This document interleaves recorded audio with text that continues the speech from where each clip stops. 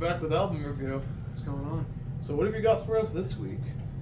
Today we're doing something a little different, I guess. Yeah. We're doing Coldplay's second album, A Rush of Blood to the Head, from 2002. So this is, their first album was in 2000, and they kind of hit it big right from the start, and they won a Grammy with their first album. So this album is 2 years later, and it's still similar to their first album, I'd say, but Okay. these two albums were their most successful, like, critics-wise and award-wise out of their Yeah. entire discography, and they're still going today, so... And they've just gotten more popular, too. Yeah. And it's one of those bands that, like, I listened to a lot when I was younger, but I really have no context behind them these days. Me either. No, I mean, I really just picked them because it's an album that I've known for so long, and I think it's probably one of my favorite albums by them. And they were one of my favorite groups when I was, like, a kid growing up, too, so... Okay. The only song I really loved was Viva La Vida. I always love that song. I still think it's a really good song, too. Yeah, I still think that's, like, their most well-known song. I'd say so.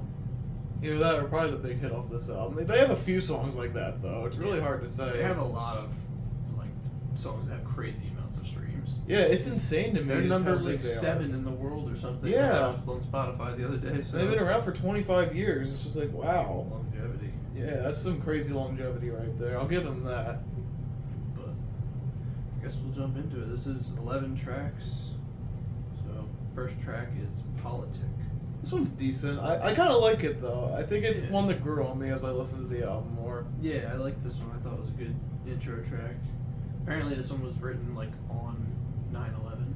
Ah, okay. And recorded, like, a couple days later. So that's kind of, like, what it was talking about with the lyrics. Like, just the apprehension at the time that people were feeling, of, like, Mhm. the state of the world. Okay, I could see that. Yeah, no, I thought it was pretty cool. Yeah, I'd say so.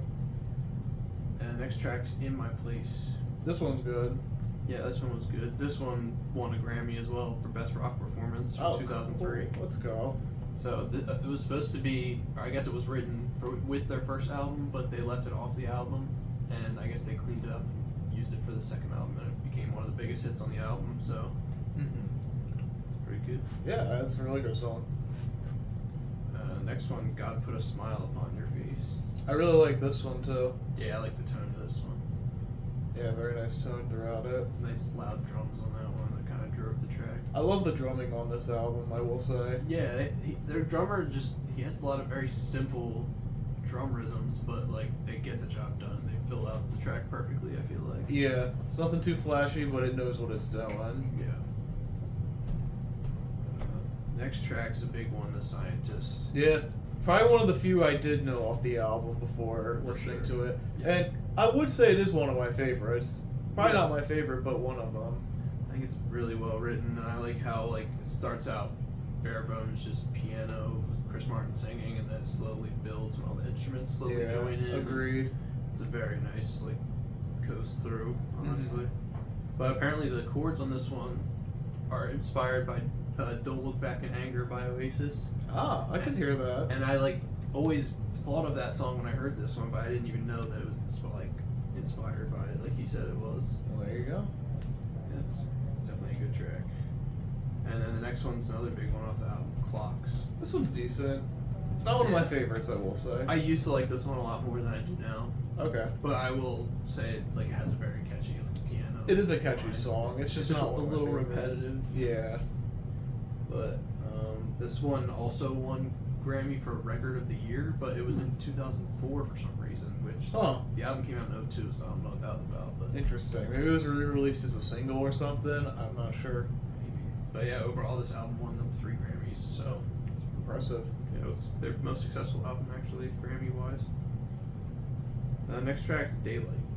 This is one of my favorites. This one had like a slightly different sound to it than the rest of or a lot of the other songs. Yeah. It had I remember this one had tons of like sharp notes, and whatever key it was written in, it was kind of like you could feel tension like the whole time. I feel like. Definitely a good one though. That I've known this album for a long time, so I know every song on it. But like this was one of the ones that I hadn't thought about in a while, and it was kind of cool going back to it. Yeah, agreed. Track 7 is Green Eyes. This is probably the other song I knew off this album. Okay. I like this one. I wasn't sure how well known this song was, but I do like this one a lot myself. Like good acoustic guitar in the beginning. Yeah, I don't know if it's one of the big hits, but I think the other song I did know before listening. Okay. That one kind of had like a little bit of a like country sound to it. Like I think the tambourine and like the drums just gave it a very country rock vibe a little bit. Yeah, I'd say so. Next track is Warning Sign. This one's good too. I really like this one actually. I thought this was one of the better ones. Mm-hmm. But it's interesting because when you hear warning sign and it's talking about a relationship, you think it means like a warning sign for why you should probably end a relationship.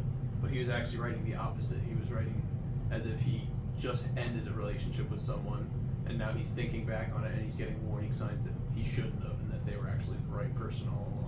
Ah, it's a nice twist on it. Yeah, so I thought that was cool. He's got some very well written songs on this album, honestly. Yeah, I'd probably say Weird, this is probably their best writing is on this album, from what Yeah. I've heard. I would agree. I've heard basically all. You've of heard their most of discography, it, except so- for like their newest couple albums. I haven't really been following, but Yeah, I don't know. next track's A Whisper. This one's okay. Yeah, this one was not bad, but I think it was definitely like maybe the weakest track. It's on the probably album. the most forgettable one to me. Yeah, it felt more like a jam that they just put lyrics over. 'Cause Yeah, I it can didn't see have that. too much of a structure. It was just kind of back and forth from one groove to the next. Mm-hmm. The next track is the title track, A Rush of Blood to the Head. This is another one of my favorites. I really like this one. Yeah, I love the slower vibe of this one. Yeah, and I think this actually wasn't even one of the more popular songs like off the album. Ah, interesting. But I thought it was a really good title track. Yeah, me too. But it's basically like talking about how humans just tend to make rash decisions, and that's what he means by like he was blaming it on a rush of blood to the head. Yeah, just a quick instant thing that's going on. Yeah. So a lot of this album, like, all the lyrics are really just focused around like his psychology, I guess. In the and, human like, condition, almost. yeah, pretty much. And like some of it's like call to peace kind of thing. So like I don't know. I think the themes throughout the album are just all very like positive and like relatable things. So it's easy to listen to. I feel like. Yeah, I'd say so. And the final track is Amsterdam. This is another interesting one. This one I think is actually my favorite track on the album. I do really like this It one. just has a really like beautiful chord progression, and like the falsetto like singing that he does over it sounds really like dramatic and cool. Yeah. And this is another one that builds up. I remember like it has that instrumental break where it's like the organ that's like really building the tension, and then everything just like the drums and the guitar and the bass all come in at once. Yeah. It sounded really cool. It's a big like finale to the album. Yeah, it's a very good finale track. Yeah. Alright, so final thoughts? I think it's a really good listen. It's 11 tracks and it flows well, and there's not a track on it that really is off-putting. There's only just the one or two that aren't as interesting. Yeah. But overall, I think it was really solid, and I don't know what score I'm gonna give it. Fair enough. Yeah, I think it's a pretty good album. It's the first one I've ever listened to by them. They're on my list. I'll get to them one day, but I really liked this album. I thought it was pretty good. I never knew what to think of Coldplay because like I've only listened to the few tracks here and there, and I know a lot of their newer stuff is usually not well regarded. Yeah. But yeah, this is a fantastic album, and it makes me want to listen to their first album too. Mhm. All right, shall we go to scores? I guess I'm gonna give it a 9. Okay. Because I don't have many complaints, but like it didn't like blow me away or anything. Yeah. But like some of the tracks I really do like, and I think they had tons of talent for sure. I think it's my favorite era of Coldplay's music, having listened to most of it. Okay. So I'd probably give it an 8 out of 10. Like, I think it's a pretty good album. I'd highly recommend listening to it.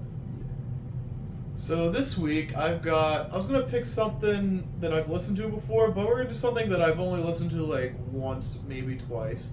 And it's an artist I have seen live. We're going to do Supernatural by Santana. oh, This is the one with a lot of those big hits from the 90s on it. okay. So tune in next week where we look at Santana for the first time.